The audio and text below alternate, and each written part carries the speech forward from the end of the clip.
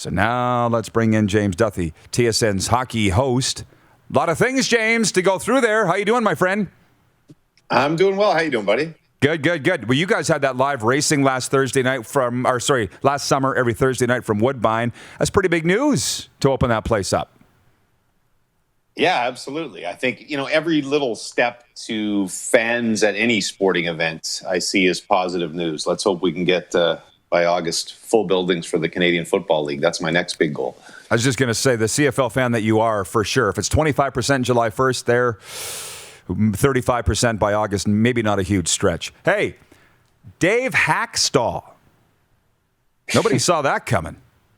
No, nobody whatsoever. Usually the insiders, our insiders, or Elliot or someone.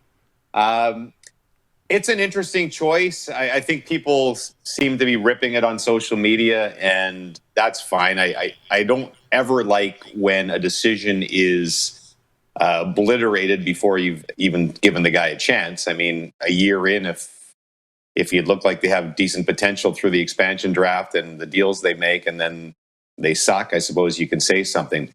It's a curious choice. His tenure in Philadelphia, he had his great first year, which happened to coincide with Shane Gostisbehere coming into the league and having that unbelievable first year. And then they I think they made the playoffs, 2 years in his 3.5. I guess he was fired in his fourth year. It's an odd choice to me. I have this theory, Rod, that some guys just probably interview really well. And in a situation like this, maybe he's an awesome guy in the interview room as to outlining what his plan is. And that's what sold him on. Well, I don't know who all the candidates were, but I got word this morning that Rick Tocchet had 3 interviews. I can't imagine how many Hakstol had, but I'm with you. Hasn't coached a game yet. Good for them. But let's say this about the Golden Knights before we segue into Game 6. Man, have they made it hard for any expansion team moving forward to match what they've done. And it will be impossible because the rest of the league was caught off guard by this particular situation and completely had no experience with an expansion draft, and thus made those crazy deals because they were so petrified of certain players being taken. The Florida one is probably the prime example, where you give up 2 guys so they don't take another guy, and those 2 guys end up being staples on the Golden Knights for years. So I think that NHL teams have all learned the lesson, so I don't think we'll see all those trades that we saw with Vegas for teams to avoid having them pick a certain guy.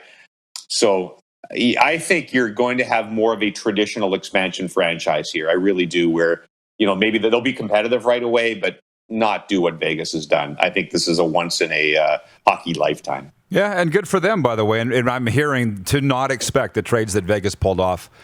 You nailed it. A traditional expansion draft here. Wouldn't that be nice? Hey, Robin Lehner tonight, sounds like. Were you surprised?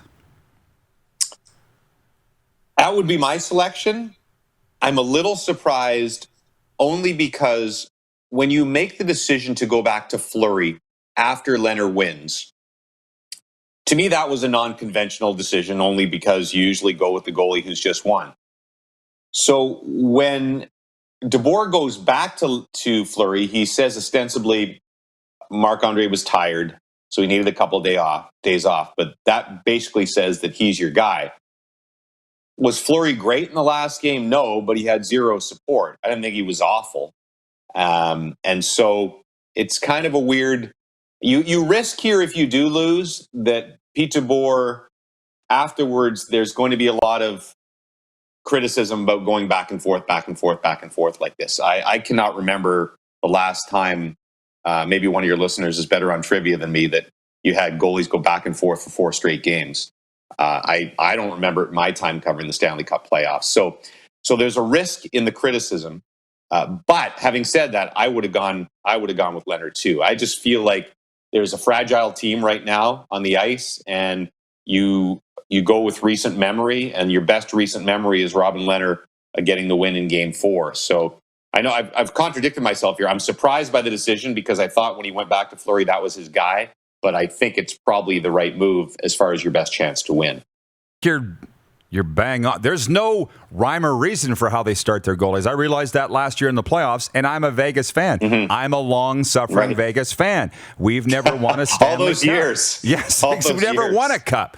So I feel for you, Rod. Yeah, they're both good goalies, and they're not the problem. And I actually enjoyed watching your panel roast Mark Stone last night because he'll be watching it all morning in his hotel room in Montreal, firing him up on SportsCenter. And that's right. You know that's how it works, right? Those guys are all well, yeah. But they're watching. Should they have not been fired up before the last game? I mean, they basically haven't done anything all series, and that's, to me, is by far the most shocking thing here. Although I guess if we watch Montreal carefully, the last 3 games against Toronto or the games against Winnipeg, really none of the star players have done anything in any of those 3 series from Game 5 on against Toronto. So I have relentless praise for what the Habs have done systematically here.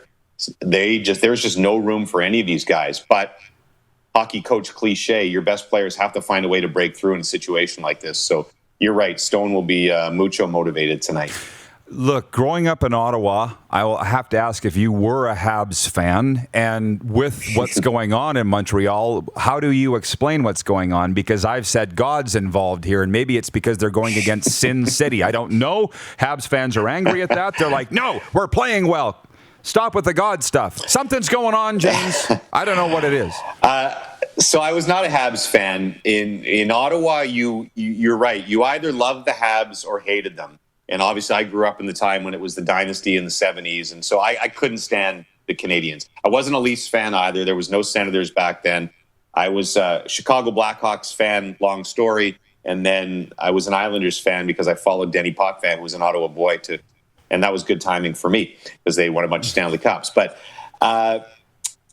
it's one of the more remarkable stories, I think, in the last 20 years, the Stanley Cup playoffs. Whatever happened, I really want to go back and watch Game 5 of the Leafs series, because when they walked off the ice after Game 4, losing 4-0, completely lifeless, completely defeated, done. And everyone who said the series was over, I don't think you can criticize them, because Montreal showed absolutely no signs of any life. And to step on the ice and what we've seen now through the rest of that series in Winnipeg, it's an absolutely, completely different hockey team. I think it's probably as simple as your goalie's unbelievable. You start to believe in your goalie. You have big 4D in front of them who are playing rock solid. And suddenly you get belief, and all the forwards commit to doing all the little stuff the coaches are saying, all that boring neutral zone, get back, get your man, get sticks in the way, block shots, all that stuff. And it suddenly just kind of all comes together magically. But it's been something. This is probably the least likely run. Well, I guess since Vegas, your team, in year 1. But at least we saw that coming in the regular season, right? Oh, yeah. Yeah, absolutely. But you know what? I love Carey Price so much. It's win-win for me. I wouldn't tell the Golden Knights that. Our friends awesome. there. Yeah, well, how can you not? He's awesome. He's awesome. And you look at how much fun they're having. Suzuki and Kokniemi pounding each other at the news conference the other night. You know, right? You saw that. Cole Caulfield, how you not love him? Like, you can't not like this team. So it's been fun.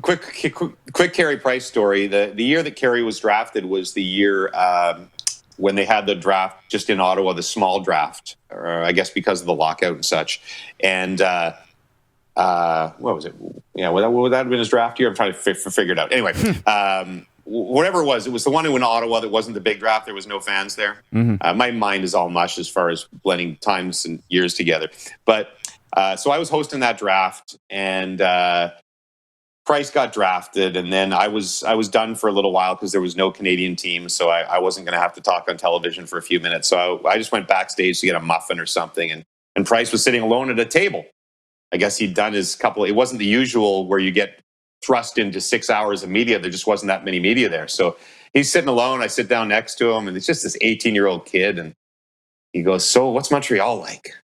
I said, "Oh, Montreal's awesome. You're going to love it." And it's vibrant downtown, and his eyes are all wide. And just to watch this 18-year-old kid become this, 30-something, as cool as can be, best goaltender in the world, I always think back to that, because he was your typical wide-eyed kid who was just so excited to be drafted by this franchise, and I'm a big fan.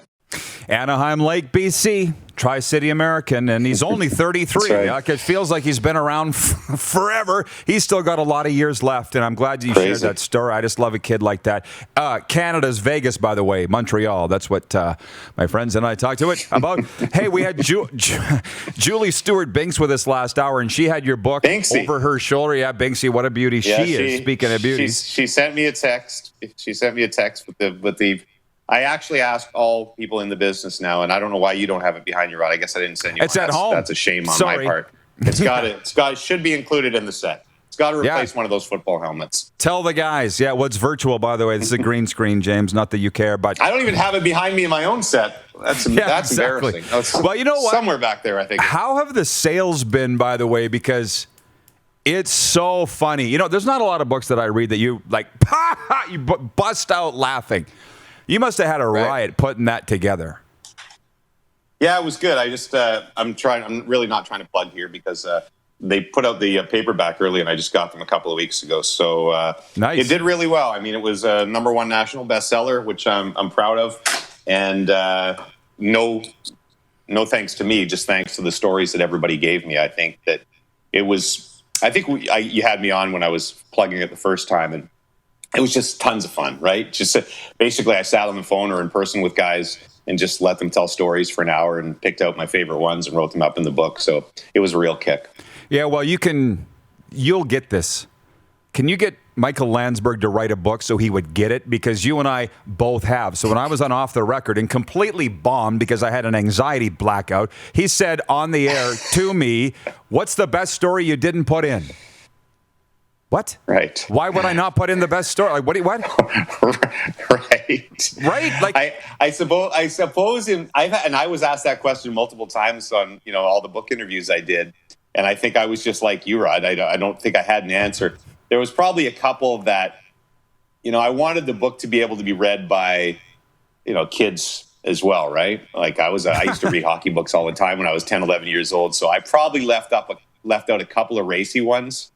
But I can't think of one off the top of my head, and I probably couldn't repeat it on your show anyway. There you go. Well, kids love bathroom humor, so the Luongo story would, right out of the gate, there you go. They would love that. There you go. Before we let you go, because you're on the CFL's rights holder and you are a dyed-in-the-wool Ottawa Rough Riders fan, your thoughts on the CFL's return? How much you following what's going on? Yeah, I'm super excited. That was a real hole in my life last year, not just work-wise. I, of course, don't do, Rod and the boys do all season just because the hockey season's so long. I take some time off in the summer, but I always am fortunate enough to do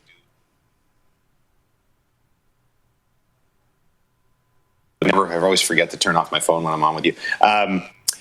So it was a dark summer not having it. It's a massive part of my summers every year, and I just can't wait to get it back. And like I said, I hope you're right. I think 35%, maybe 40% by August, and maybe by September, October, we're close to capacity. That would be my hope. I don't see why not if we get to 80% double vaxxed or whatever it is. So I think we have a real chance at a semi-normal season. And I wasn't sure that was going to happen back in even early spring. As they say, you don't know what you have till it's gone. And it's been gone, but at least it's coming back. So, James, TSN's a huge staple of my life. I watch you guys every single day. I love it. Keep up the great work. It's an honor to talk to you, and I appreciate you fitting us in today. Oh, no. Honor to be on your show. Thanks for having me, buddy. Thank you, buddy. Have a good day. James Duthie out in Toronto joining us. And by the way, I've often said to my friends, if you could only have one channel for the rest of your life, only one, what would it be? And for me, it's TSN and Game Plus. You're watching Rod Pedersen On Demand. For more of The Rod Pedersen Show, visit rodpedersen.com or follow Rod Pedersen on social media.